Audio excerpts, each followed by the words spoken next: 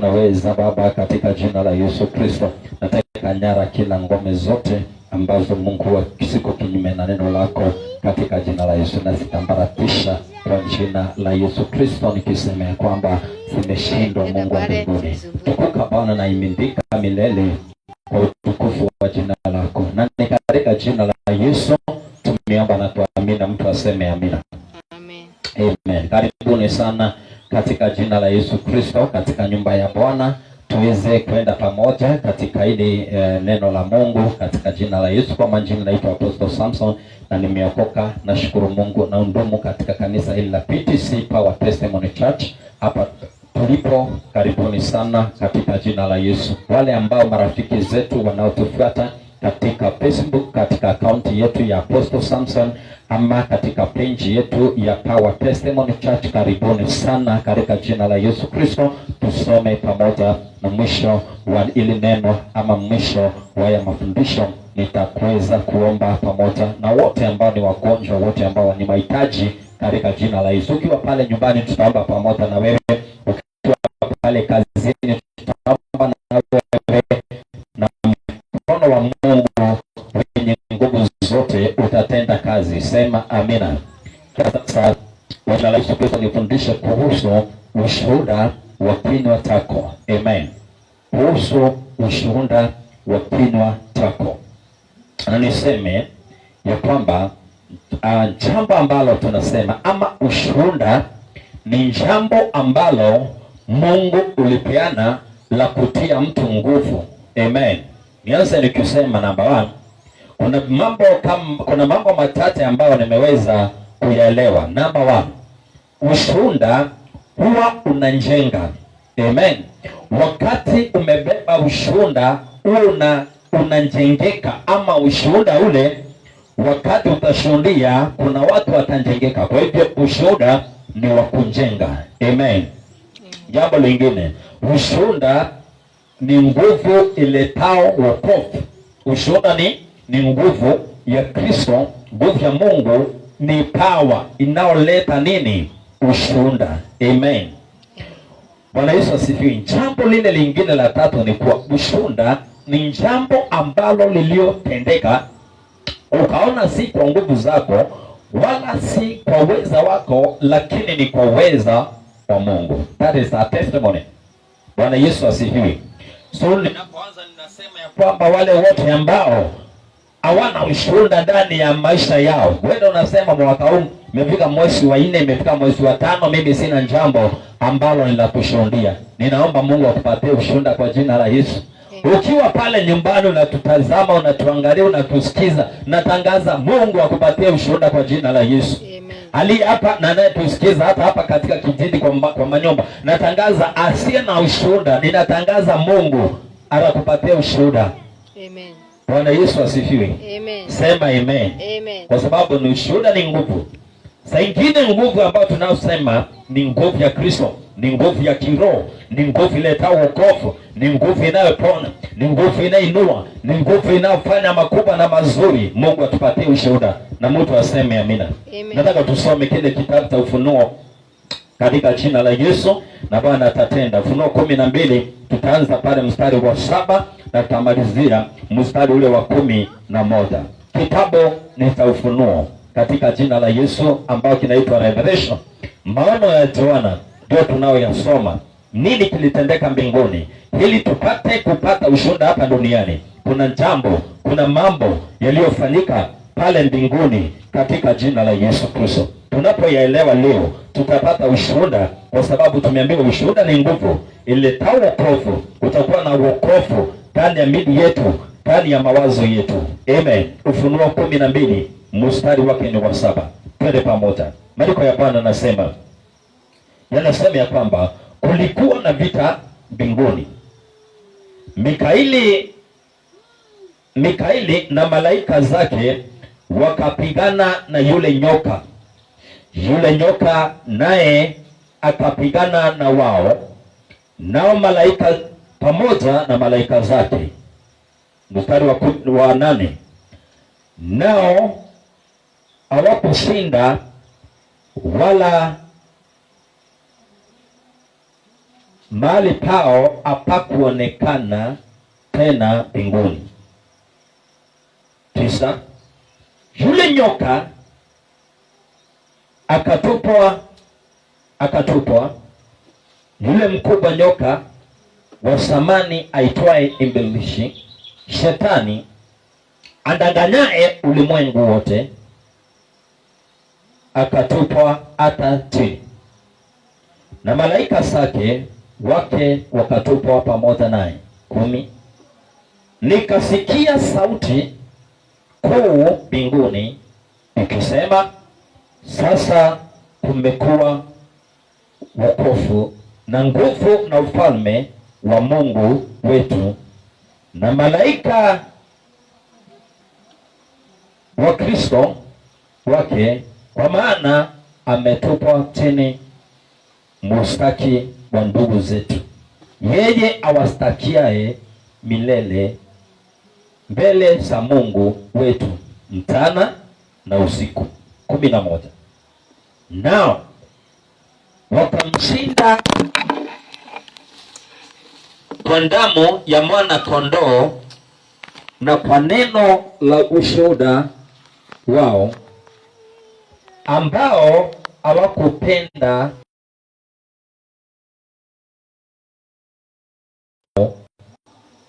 hata kufa. Sema amina. Na Mungu alibariki neno lake. Kanisa semeni amina. Bwana Yesu asifiwe. Katika ufunuo huu, katika kitabu cha ufunuo wa Yohana alionyeshwa na Mungu mbinguni vile ambavyo kulivyofanyika.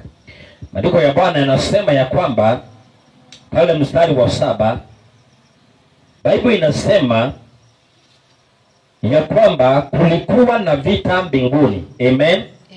Mikaeli ni malaika yule mkubwa ambaye ni malaika wa kivita. Maandiko yanasema malaika yule Mikaeli pamoja na wenzake malaika wale wengi wakapigana na Shetani kule mbinguni. Na maandiko yanasema ya kwamba naye Shetani hakunyamaza, lakini aliendelea kushindana na wao. Lakini Biblia inasema Mikaeli pamoja na wale malaika wakamshinda na wakamwanguza pamoja na malaika zake na wakamteremsha hapa duniani. Bwana Yesu asifiwe. Na maandiko yanasema ya kwamba aliposhukishwa hapa, kuna vitu ambazo zinaendelea mahali pale.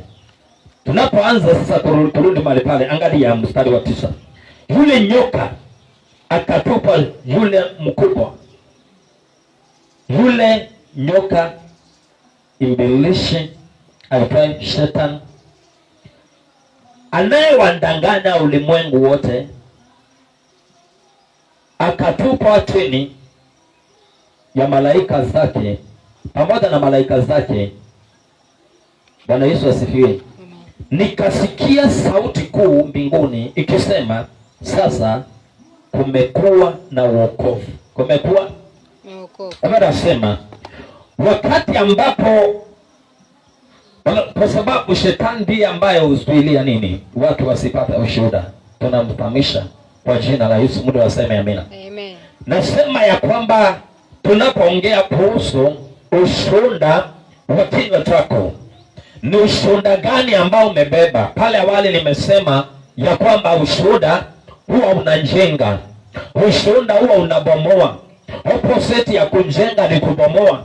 Kama ushuhuda wako haujengi, ushuhuda wako unabomoa. Na ni vizuri uelewe ya kwamba Mungu alikuita uwe na ushuhuda ambao ni wenye kujenga. Na mtu anajengwa na ushuhuda wa kinywa chake, na mtu anaweza akabomolewa na ushuhuda wa kinywa chake. Ukiwa pale ulipo nyumbani, ukiwa unaponitazama, ukiwa pale ulipo, hata kama ni kwa barabara, mimi nakuuliza, ni ushuhuda wa aina gani umebeba ndani ya maisha yako? Ni ushuhuda wa aina gani? Beba ushuhuda ambao uko hai. Beba ushuhuda ambao unaweza kukujenga. Beba ushuhuda ambao unaposhuhudia kuna mtu atainuliwa. Kuna mtu ambaye ataokoka kwa sababu ya ushuhuda wa kinywa chako. Ushuhuda ni very important in your life. Amen. Make sure umebeba ushuhuda ambao ni mzuri, ushuhuda ambao unaotia nguvu. Bwana Yesu asifiwe. Amen. Hapo sasa nilisema ushuhuda huo unafanya nini? Unajenga. Kuna watu wengi ambao wamejengwa na ushuhuda, semeni amina. Amen. Kuna watu wengi ambao wamebomolewa na ushuhuda, semeni amina. Amen. Sasa maandiko yanasema pale katika kile kitabu cha Mhubiri ya kwamba vinywa vyenu vimebeba nguvu, vimebeba uzima na nini? Na mauti. Kulingana na kile ambacho unacho testify katika maisha. Na ndio tunaambia watu usiwe unakaa na ushuhuda ambao ni mbaya. Unaamka asubuhi unajitabiria vibaya. Unaamka asubuhi unaanza kuwa na ushuhuda ambao umepotoka, ushuhuda ambao ni mbaya, ya kwamba sitaendelea. Mimi naona hiyo kazi ni kama itakwisha. Hiyo sasa si ushuhuda mzuri. Shuhudia vizuri. Sema jana na juzi Bwana amenihifadhi, Bwana ametenda, Bwana amefanya katika kazi yangu. Bwana Yesu asifiwe. Ili nasema ya kwamba wale ambao wana ushuhuda ambao ni mzuri, natangaza Bwana akupe ushuhuda ndani ya kinywa chako. Na kama kuna mtu ambaye atashuhudia mwezi huu na kutabiria kama nabii wa Mungu Apostle Samson, nikisema Bwana akupatie ushuhuda. Amen. Bwana Yesu asifiwe. Amen. Na wale ambao shetani amewanamasisha, amewaweka chini, ya kwamba amefuatana na maisha yao, hakiharibu then and now, hakuondokee huyu shetani kwa jina la Yesu, kwa sababu hana nguvu na hana uwezo. Wacha ushuhuda wako na uachilia leo. Na achilia ushuhuda wako mama, na achilia ushuhuda wako mzee, na achilia ushuhuda wako kijana. Kuna mtu anasema mimi sitapata ushuhuda. Natangaza kwa jina la Jehova ya kwamba Mungu asiye na ushuhuda akupatia ushuhuda kwa jina la Yesu. In fact mwaka huu wa 2026 utakuwa na ushuhuda 2027 katika jina la Yesu. Amen. Lazima tushuhudie. Ukitaka maisha yaendelee, ni vizuri uwe na ushuhuda. Kwa jana na juzi kushuhudia kile ambacho Bwana Amen. Bwana Yesu asifiwe. Wakristo huwa tunashuhudia kwa sababu nimesema ushuhuda ni nguvu inaoleta wokovu. Kwa hivyo pale nikitoka pale katika hiyo pointi ambayo nimeanza nayo ya kwamba ushuhuda unajenga na ushuhuda unabomoa, inalingana kama utabomoka, inalingana hata na ushuhuda wako. Na ushuhuda na kitu ambacho tunaita unabii ni kitu ambacho kiko katika laini moja. Mtu anaweza akaishi kwa sababu ya yule unabii ambao ameubeba ndani ya roho yake. Na zaidi ya yote unaweza ukawa na miaka mingi tena ya kuishi duniani kwa sababu ya ushuhuda wa kinywa chako. Ukisema mimi sitaishi, ukweli ni kuwa shetani atakigeza utafanya nini? Utaishi. Unaposema mimi nitaishi, ule ni ushuhuda ambao unajipatia. Anga inasikia, mapepo yanasikia, wachawi wanasikia, waganga wanasikia, wote ambao wakupendi jameni wanasikia na wanakuondokea. Daudi katika ushuhuda wake, wale wote ambao wamebeba ushuhuda ambao umekufa, ninatangaza kwa jina la Yesu Kristo ushuhuda huo umekuondokea. Beba ushuhuda ambao uko hai kama Daudi. Alibeba ushuhuda anakasimama na akasema ya kwamba mimi sitakufa. Sema kwa jina la Yesu, mimi sitakufa. Mimi sitakufa. Lakini mimi nitaishi. Nisimulie matendo makubwa ya nani? Ya Mungu. Sema kwa jina la Yesu. Kwa jina la Yesu. Sikufi. Sikufi. Kabla ya siku zangu. Nitimize malengo ya Mungu yaliyo ndani yangu. Praise the name of the Lord. Amen. Kuwa na ushuhuda ambao unajijenga. Usipojijenga usitarajie tukunjenge. Wewe utatarajia tukunjenge, tukumbomoe. Lakini natangaza kwa jina la Yesu, natangaza Bwana akupatie ushuhuda kwa jina la Yesu. Amen. Praise the name of the Lord. Amen. Ushuhuda ambao uko na nguvu. Unakasema mimi sitafanya nini? Sitakufa lakini nitaishi, nisimulie matendo ya Mungu katika jina la Yesu. Bwana Yesu asifiwe. Najua ukikufa hutaweza kushuhudia, kwa sababu mtu anashuhudia wakati yako hai. Ninatangaza upate vitu vya kushuhudia. Ninatangaza upate maneno ya kushuhudia katika jina la Yesu. Na yote ambayo yanayokusukuma ni magonjwa, ni laana, ni mambo mazito ambayo yanakuwa kama si ushuhuda. Natangaza yale maneno mazuri. Bwana akaondoa maneno mabaya, alete maneno mazuri. Upate ushuhuda ndani ya kinywa chako katika jina la Yesu. Amen. Angalia neno lako. Biblia inasema ya kwamba wakati ambapo shetani alikuwa pale mbinguni, ya kwamba hakukupatikana nini? Ushuhuda. Lakini wakati ambapo alifanyiwa kazi na malaika yule anaitwa Mikaeli pamoja na malaika wengine. Mikaeli ni malaika yule wa vita. Natangaza aungane na wewe na apigane vita vyako katika jina la Yesu. Somebody say amen. Amen. Natangaza vita vya usiku, unahitaji malaika Mika na kuja kwa jina la Yesu. Na mtuma kwako kwa jina la Yesu. Amen. Akupiganie vita vyako. Sema amen. Amen. Bwana Yesu asifiwe. Angalia, hawakuwa na ushuhuda, lakini baada ya shetani kukamatwa na kupigwa na kuangushwa pale chini duniani, huyu mtu sasa tulipo, Biblia inasema nini? Inasema wakasikia ya kwamba, yani wakaona mbingu imefungwa. Angalia mstari ule ambao ni wa 8. Now hawakushinda. Amen. Hawakufanya namna gani? Shetani aliposhindana na wale malaika hakuwashinda, ama hawakushindana, wala mahali pao hapakuonekana tena pale mbinguni, ili ushuhuda upatikane. Mstari wa 9, yule nyoka akatupwa, yule mkubwa nyoka wa zamani aitwaye Ibilisi, Shetani, adanganyaye ulimwengu wote, ili usiwe na ushuhuda, akatupwa chini, na malaika zake wakatupwa pamoja naye. Nikasikia sauti kuu mbinguni. Nikasikia sauti kuu mbinguni ikisema, sasa kumekuwa wokovu, kumekuwa na nguvu na ufalme wa Mungu wetu. Amen. Amen. Haleluya. Kumekuwa sasa na wokovu. Hata niseme, wakati shetani anakustaki, wakati shetani ako kinyume tako, wakati anakusumbua, wakati anadribu mambo yako, hakuna ushuhuda. Wakati ambapo hakuna amani, kwa sababu alitokoza amani ile alikuwa na abudu kama malaika mkuu sana pale wa kuongoza worship na praise pale mbinguni. Wakati alitaka kuchukua mamlaka, akanyimwa mamlaka na akatupwa pamoja na malaika zake. Shetani ashindwe. Kwa hivyo wakati ambapo akoyoria, wakati ambapo anafanya vitu, hakunanga amani. Bwana Yesu asifiwe.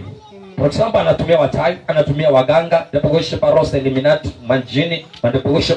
Yani wakati ambapo wanafanya vitu katika ndani ya maisha ya mwanadamu ananga ushuhuda. Bwana Yesu asifiwe. Ndio sasa nimesema kwa jina la Yesu, chochote ambacho kinachofanyika katika ndani ya maisha yako, katika anga na katika mbingu, kwa kinafanyika usiku ama kinafanyika mchana, ninatangaza Bwana akakuondolee lolote ambalo linalofanywa na wachawi na waganga kwa ajili ya maisha yako, kwa ajili ya kukurudisha nyuma, kwa ajili ya kukuzuilia usiolewe, usioe, usikae katika mboma yako, usiendelee, usipate kazi, ya kwamba chochote unafanya na kuharibu. Ninatangaza ukawezi ukapata ushuhuda wakati huo, lakini wakati ambapo malaika atakupigania, ambaye ni Mikaeli, utapata ushuhuda kwa jina la Yesu. Natangaza upiganiwe. Napata ushuhuda kwa jina la Yesu. Uliye nyumbani, pata ushuhuda kwa jina la Yesu. Unanisikiza, pata ushuhuda kwa jina la Yesu. Na niona pale, pata ushuhuda kwa jina la Yesu. Na tulia ushuhuda wako kwa mara ya kwanza na mara ya pili na mara ya tatu kwa jina la Yesu. Kutoka leo ninataka kujawa ushuhuda kwa jina la Yesu. Nasema kutoka leo kinywa chako kinjawe na ushuhuda. Amen. Amen. Naomba Mungu aweke ushuhuda ndani ya kinywa chako. Sema amina. Amen. Wimbe wimbo mpya. Wimbe haleluya. Hosana, uliyebarikiwa, mwana kondoo wa Mungu, uliyeinuliwa. Hey, shakata baganda. Mahali popote pale ushuhuda wako uliwekwa, ninakuondolea na ninakupatia. Natumia nguvu na mamlaka kukuletea ushuhuda wako katika jina la Yesu. Mtu aseme amina. Magonjwa ya kuondokee, upate ushuhuda. Sema amina. Amen. Mabaya ya kuondokee, upate ushuhuda. Sema amina. Amen. Mazuri ya kuje ili uweze kushuhudia kwa jina la Yesu. By the way, do you know uko in the church of testimony? Bible inasema huduma inaitwa si Bible, ni mimi.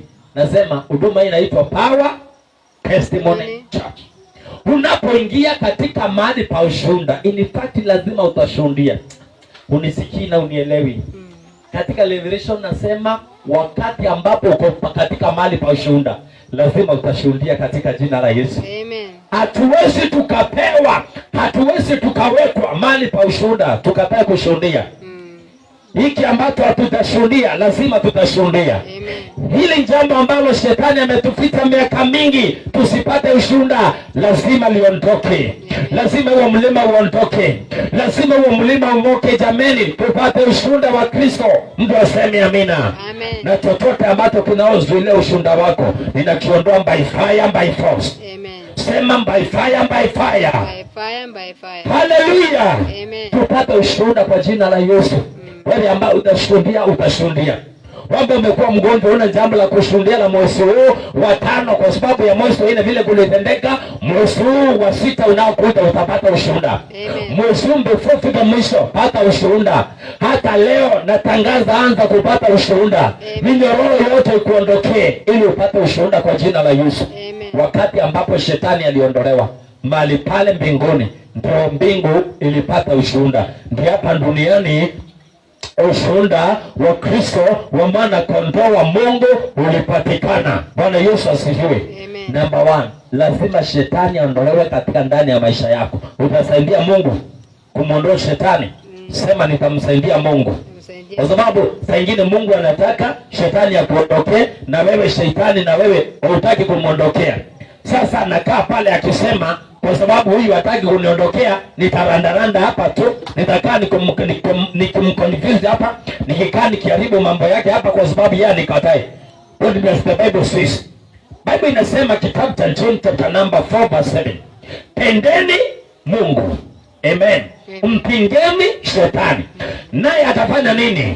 Naye ataenda mbali na maisha yenu. Kwa hivyo unapomkataa Mungu anaingia, analeta ushuhuda. Praise the name of the Lord. Anapoenda mbali na maisha yako, witness ushuhuda. Sema ushuhuda. Sema mimi ni mshuhuda. Sema mimi ni mshuhuda. Mimi ni mshuhuda wa Kristo. Haleluya. Na ukamshuhudia Yesu. Kwa hivyo lazima shetani afanye nini? Sema kwa jina la Yesu. Kila shetani katika ndani ya maisha yangu aondoke kwa jina la Yesu. Nipate ushuhuda. Na mimi kama mtume nimekuambia ya kwamba shetani wachana watu. Pata ushuhuda wako. Ninaachilia ushuhuda wako katika jina la Yesu. Mtu aseme amina. Naachilia ushuhuda wako katika jina la Yesu. Sema amina. Sema wakati wa vita. Wakati wa vita hakunanga ushuhuda. Kwa familia yako Mungu akuondolee vita. Upate ushuhuda kwa jina la Yesu. Ukinasikiza nyumbani Bwana akuondolee ushuhuda, Bwana akuondolee mabaya kwa familia yako upate ushuhuda. Bwana aondoe vita kwa maisha yako upate ushuhuda. Bwana akuondolee vita vya watawi upate ushuhuda. Bwana aondoe vita vya waganga upate ushuhuda. Jehova aondoe vita vya magonjwa upate ushuhuda. Jehova aondoe vita vya kurudi nyuma upate ushuhuda. Natangaza Mungu aliyenituma kuondolea hasara kwa kazi yako upate ushuhuda. Ndani ya kazi yako natangaza kwa jina la Yesu utapata ushuhuda. Pokea neema ya Bwana kwa jina la Yesu. Na kuombea leo ya kwamba upate ushuhuda kwa jina la Yesu.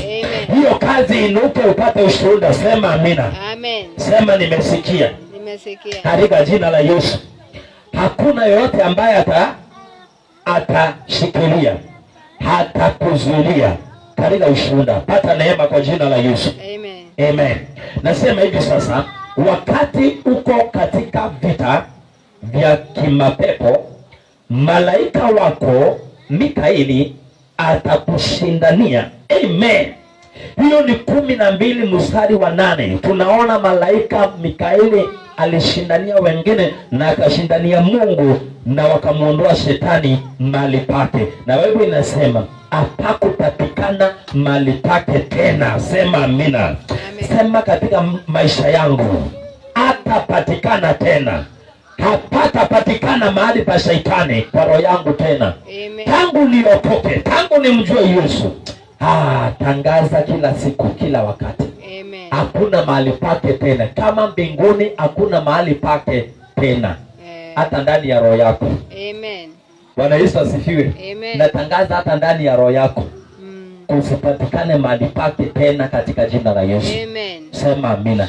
Amen. Sema nimesikia. Nimesikia. Sema inaenda kutendeka. Inaenda kutendeka. Katika jina la Yesu. Katika jina la Yesu. La Yesu. Bwana Yesu asifiwe. Amen. Kwa hivyo wakati wote wa vita,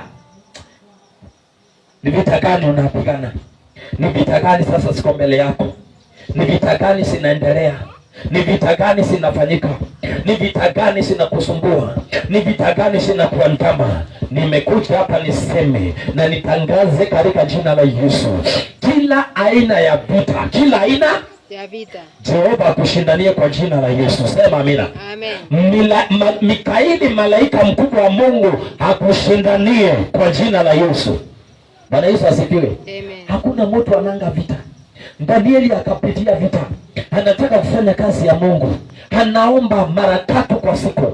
In fact alifunga 21 days, lakini maroho mapepo ya wanjani yakafunga mbingu ya 4, yakazuilia malaika wa Mungu Gabrieli, malaika ambani wa message. Wakati anakuja kuambia Danieli ya kwamba Mungu anasema hivi, ya kwamba Danieli mambo yako yatakuwa sawa, ya kwamba Danieli ya kwamba utafanikiwa, maroho ya wanjani yakamteka yule malaika Gabrieli, na ushuhuda wa Danieli ukatheleweshwa. Sema kwa jina la Yesu. Kwa jina la Yesu. Kila maroho ya wanjani ambao yamezuilia ushuhuda wangu, sema ondoka kwa jina la Yesu. Sema Mikaeli, malaika wangu, nishindanie. Amen. Wana wa Israeli, Biblia inasema kitabu kile ambacho ni Exodus chapter number 23. Biblia inasema ya kwamba Mungu akatuma malaika wake. Mungu akafanya nini? Akatuma malaika wake. Na Biblia inasema yule malaika akawaongoza mpaka wakafika mahali ambapo walienda ama walikuwa wanaenda, ambako ni Kanani. Sema nimesikia. Sema ikawe kwangu. Kama vile Bwana upendavyo. Katika jina la Yesu. Kila aina ya vita Bwana akuondolee. Sema amen. Kila aina ya vita natangaza siondoke kwa anga yako. Sema amen. Natangaza vita vya usiku Bwana akakuondolee. Sema amen. Na vita vya mchana, malaika wa mchana hakupiganie. Sema niko katika ufunuo usiku. Omba tuunganishe na malaika wa usiku, atatushindia vita vya usiku. Sema amina. Mchana tuunganishe na malaika wa mchana, naye atafanya nini? Atakushindia vita vyako. Sema amen. Sema nimesikia hiyo. Namba 2, wakati umenyamaza shetani, wakati umemnyima shetani nafasi hata wai kushinda milele. Amen. Hili kile kitabu tulisoma Revelation chapter number 12 verse 8.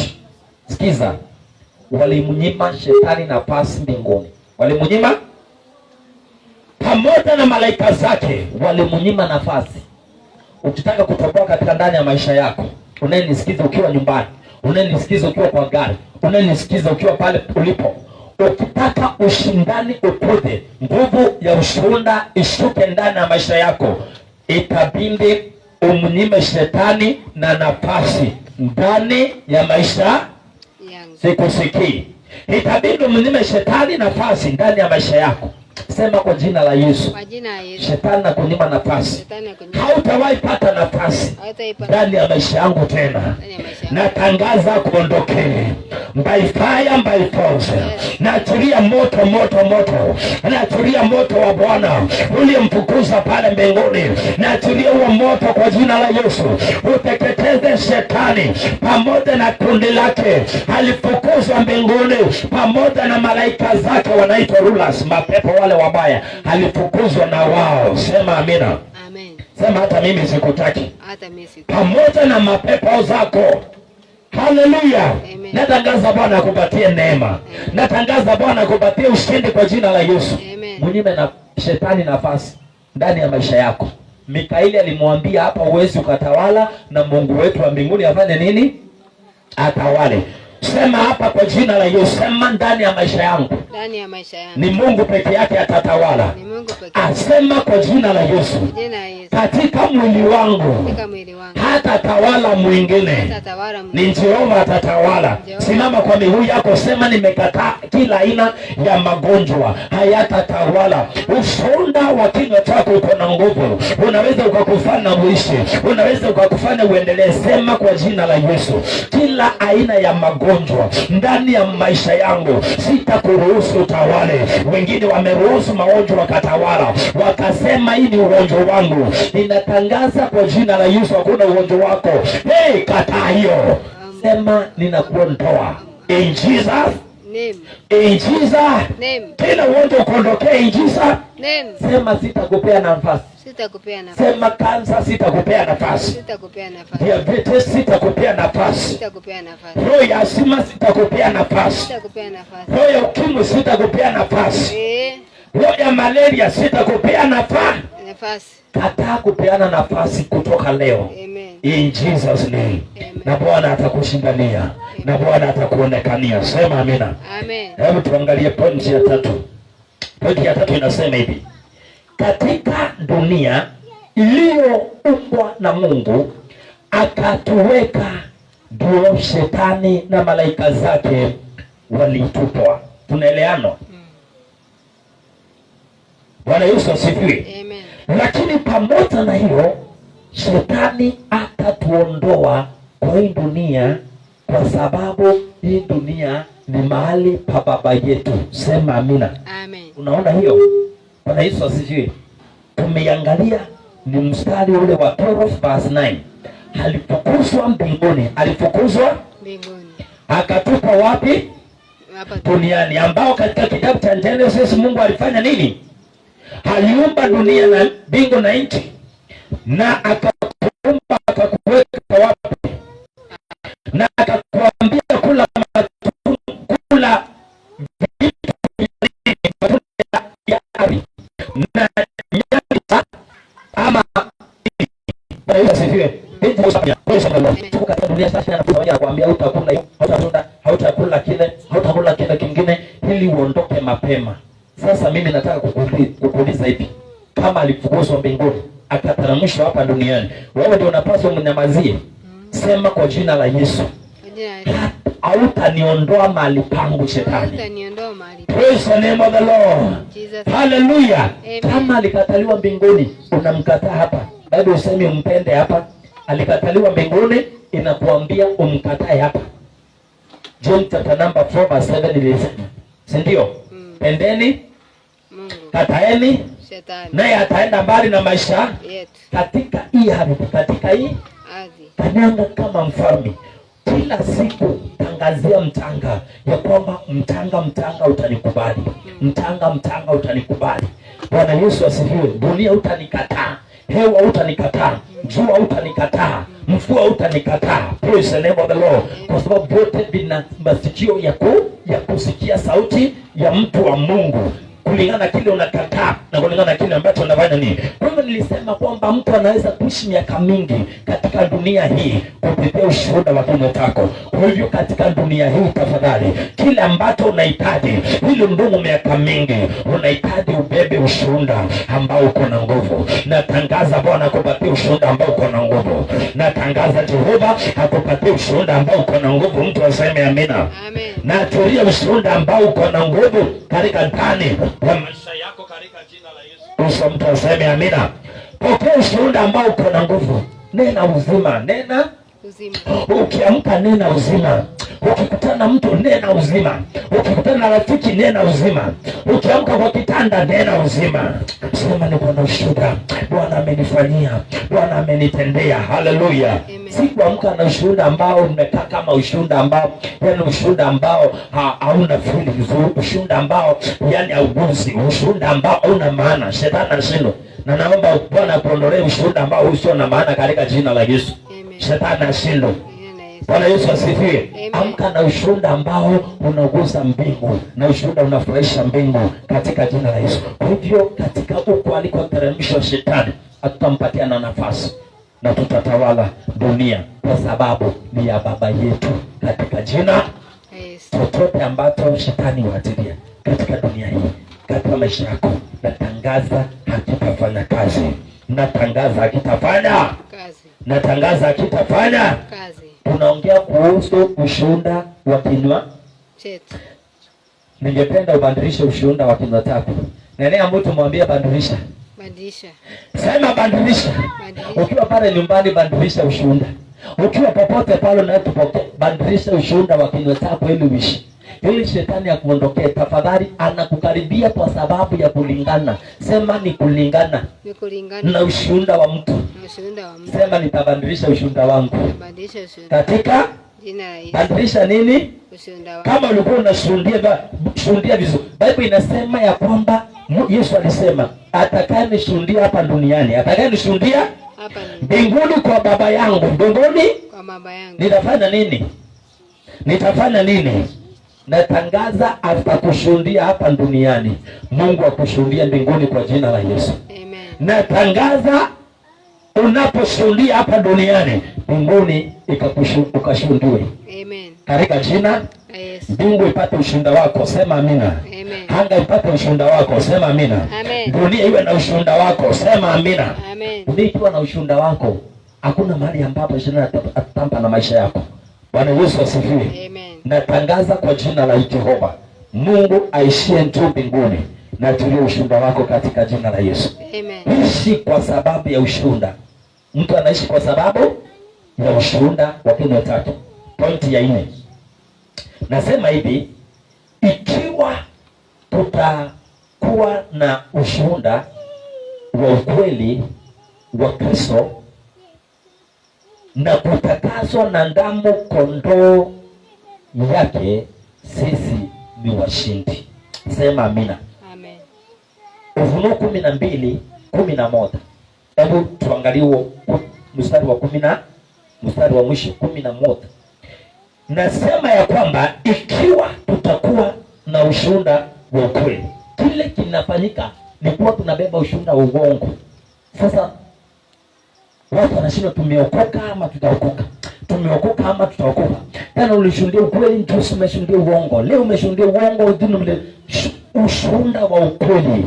Natangaza Mungu kwa jina la Yesu akupatie ushuhuda wa ukweli kwa jina la Yesu. Amen. Unapoombewa Mungu, nguvu zake zinakuingia, unapata ushuhuda wa ukweli katika jina la Yesu. Ushuhuda wa ukweli ni wa kujenga Mungu wetu. Ushuhuda wa ukweli ni wa kufungulishia njia na mila. Ushuhuda wa ukweli, malaika wanakuwa mahali ambapo pana ushuhuda wa ukweli. Pokea ushuhuda wa ukweli katika kinywa chako, kipata ushuhuda wa ukweli. Sema amina. Amen. Now 11, Ufunuo 12:11. Nao wakamshinda kwa damu ya mwana kondoo na kwa neno na kwa ushuhuda wao. Sema amen. Amen. Nao wakamshinda kwa damu kondoo ya mwana kondoo na kwa neno la ushuhuda. Amen. Kwa neno la ushuhuda wao, ambao hawakumpenda maisha yao hata kufa. Malaika hawakumpenda shetani kwa maisha yao hadi kufa. Praise the name of the Lord. Duniani hapa hatutampenda milele hadi tutakapoondoka hapa duniani. Mwanadamu hatawahi mpenda, kwa sababu anapokunyima ushuhuda, Mungu anapokurejeshea ushuhuda, kwa sababu mbinguni alinyima na ushuhuda, si ndio? Yesu akatolewa kama mwana kondoo wa Mungu, akafa pale msalabani kwa sababu ya dhambi zangu na makosa yako, akatupatia nguvu. Alipofuka, alifuka na nguvu, akafuka na uwezo na ufunguo, na akatupatia Mathayo chapter number 18 verse 18. Akatupatia nguvu, akatupatia nini? Akasema chochote mtafungua hapa duniani mbinguni kitafanya nini? Na kile mtafungua hapa duniani mbinguni kitafanya nini? Kitafunguliwa. Kikifunguka unapata ushuhuda. Milango ikifungana unakosa ushuhuda. Natangaza kwa jina la Yesu, milango yako ifunguke. Funguo zako sifanye kazi. Ama namna gani? Sema funguo sifanye kazi. Nifungui. Nipate ushuhuda. mahali ambapo mbingu ya mtu imefungwa, mahali ambapo anga ya mtu imefungwa, ushuhuda unapotea. Lakini ushuhuda unapatikana baada ya mbingu kufunguka, baada ya anga kufunguka. Sema nimesikia. Nimesikia. Bwana Yesu asifiwe. Amen. Wakamshinda shetani kupitia ushuhuda wa mwana kondoo wa Mungu aliyechinjwa, aliyekufa kwa ajili ya maisha yangu. Amen. Namba 2, wakamshinda kwa sababu ya ushuhuda wa vinywa vyao. Naomba kinywa chako kiwe na ushuhuda. Amen. Naomba kinywa chako kiwe na ushuhuda. Amen. Natangaza kinywa chako kiwe na ushuhuda. Sema amina. Amen. Naomba Mungu aweke ushuhuda kwa kinywa chako kwa jina la Yesu. Amen. Ushuhuda mbaya ukuondokee na Bwana akupatie ushuhuda mzuri. Amen. Katika jina walimshinda. Sema walimshinda. Walimshinda. Sasa leo ni nani ameshinda? Ni Mungu. Haleluya. Walipomuua Yesu walidhani kumbe bandala yake injili, tukapata ushuhuda katika jina la Yesu. Walidhani lakini bandala yake ilipofuka tukapata ushuhuda, kumbe bandala yake injili inaendelea. Sema injili inaendelea. Natangaza yoyote ambaye amezuiliwa, yoyote ambaye ana ushuhuda, natangaza Bwana akupatie ushuhuda katika jina la Yesu. Na kupitia ushuhuda silaha. Sema silaha. Kuna point 3 sasa nataka kuongeza pale. Namba 1. Silaha ya kwanza ya kukufanya ufaulu ndani ya maisha yako ni ushuhuda wa ukweli. Amen. Bwana Yesu asifiwe. Amen. Mara nyingine jambo linafanyika, unasema nitashuhudia, unachelewa, unatelewesha ushuhuda. Bwana Yesu asifiwe. Time ambao utapeana ushuhuda, unapeana ushuhuda ambao una nguvu. Natangaza leo, shuhudia, jifundishe kushuhudia. Yesu anasema atakayenishuhudia hapa duniani, mbinguni nitamshuhudia. Kwa Baba yangu nitafanya nini? Nitamshuhudia. Naomba uinue ushuhuda wa kinywa chako ili mbinguni upate kushuhudiwa kwa jina la Yesu Kristo. Bwana Yesu asifiwe. Mungu akupatie ushuhuda.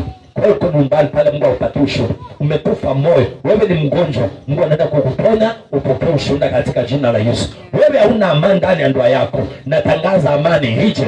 Natangaza Bwana malaika akupiganie, Mikaeli wa mbingu akupiganie hapa duniani, upate ushuhuda kwa jina la Yesu. Hiyo kazi yako iliharibika, natangaza kwa jina la Yesu Kristo na inenea. Wewe kazi, natangaza kwa jina la Yesu, muitikie ili upate ushuhuda kwa jina la Yesu. Watu wako wamekuwa ni shinda, wamekuwa ni taabu. Natangaza watoto wako hawatakuwa shinda au kupewa taabu. Ninatangaza watakuwa wazuri. Amani ije nyumbani ili upate ushuhuda wa Kristo katika jina la Yesu. Unayeabudu mahali ambapo unayeabudu kanisani pale, mimi kunaweza kuwa hakuna amani, kuna furuga iko pale. Shetani anafuruga wa mama, akafuruga wazee, akafuruga president worship, akafuruga kila. Natangaza vita vikiondoka, na natangaza vita vyote vikuondokee, upate amani, upate ushuhuda wa Kristo katika jina la Yesu Kristo. Tusimame. Nataka kwa jina la Yesu niombe kwa mtu ambaye anasema pastor, nataka niombe. Nataka uombe pamoja na mimi kwa sababu mimi sina ushuhuda. Mwezi huu mimi sina jambo la kushuhudia. Mwaka huu mimi sina jambo la kushuhudia. Natangaza kwa jina la Yesu. Tunapomwamini Bwana, unapomwamini huyu Mungu, anakupatia ushuhuda. Alipatia na ushindi mbinguni, na wewe hapa duniani atakupatia ushindi katika jina la Yesu. Inua mikono yako. Baba yangu na Mungu wangu, ninaombea Baba yangu, mtu ambaye amenisikiza Bwana, akiwa hapa nyumba hii, akiwa katika mlima huu, una mtu amenisikiza pale nyumbani. Baba yangu na Mungu wangu, ninamwombea Bwana. Una mtu amenyima ushuhuda Bwana, una mtu amekosa ushuhuda Bwana. Natangaza kile tu huyu mtu kipata ushuhuda Bwana. Ninafungurisha ushuhuda wako, ninafungurisha mambo yako, ninatangaza anga yako naifungua, mbingu yako naifungua, niatulia ushuhuda katika jina la Yesu. Hata Bwana kupatia ushuhuda wa kinywa chako, minyororo ikakuondokee, vifungo vyote vikaondoke, majaribu yote yakakuondokee, hasara zote zikakuondokee, hata kazi afanye kazi ambayo iko na faida, ili pate kuatilia ushuhuda wako. Ninatangaza Baba wa mbinguni, kwa hiyo mtu anayenisikiza ushuhuda, akiwa nyumbani Baba mpatie ushuhuda, akiwa barabara mpatie ushuhuda, anatusikiza kama nipatie ushuhuda kwa jina la Yesu Kristo ambaye amekosa ushuhuda kwa miaka mingi. Natangaza ndio mwaka wake, mwaka Baba ni mwaka wake wa kupata ushuhuda kwa jina Yesu. Mungu akupatie ushuhuda kwa jina Yesu Kristo. Anayenisikiza katika jina la Yesu Kristo, karibuni sana katika mlima huu ambao ni mlima wa baraka, mlima wa amani, katika jina la Yesu Kristo, hapa katika mji ambao ni wa Mitongo. Bwana akupatie ushuhuda.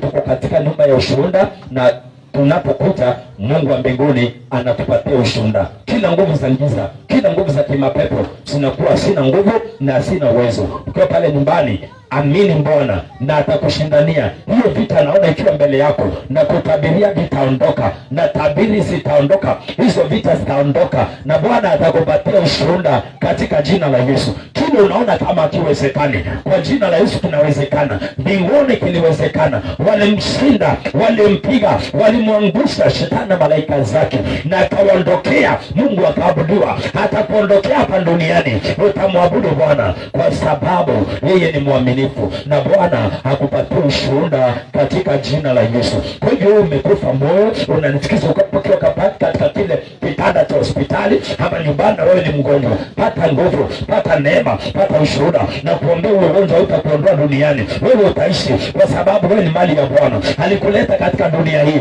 Magonjwa yatakuondoa, shida sitakuondoa. Bwana wa mbinguni akuonekanie na akupatie ushuhuda. Mimi wako Apostle Samson na kutangazia mwezi huu na hii wiki ya pili katika mwezi wa 5, pata ushuhuda katika jina la Yesu Kristo. Tuonane wakati mwingine, Bwana akitutania neema kama hii Sunday ijayo katika jina la Yesu. Wewe ni mgonjwa, unaamini, utanitafuta katika ile namba iko hapo katika jina la Yesu. Tutaomba pamoja na Mungu wa mbinguni atakuja kukutendea. Nimeona akifanya, nimeona akipona. Hakuna neno usilowezekana kwa Mwenyezi Mungu. Mimi naamini Bwana, na wewe kuja tumwamini Bwana pamoja katika maombi katika haya mlima wa Mpaoni wa PTC, na Bwana atatenda, na Bwana atakupatia ushuhuda, kwa sababu tuko katika nyumba ya ushuhuda inaitwa Power Testimony Church. Hii kanisa ni kanisa ya ushuhuda, na Bwana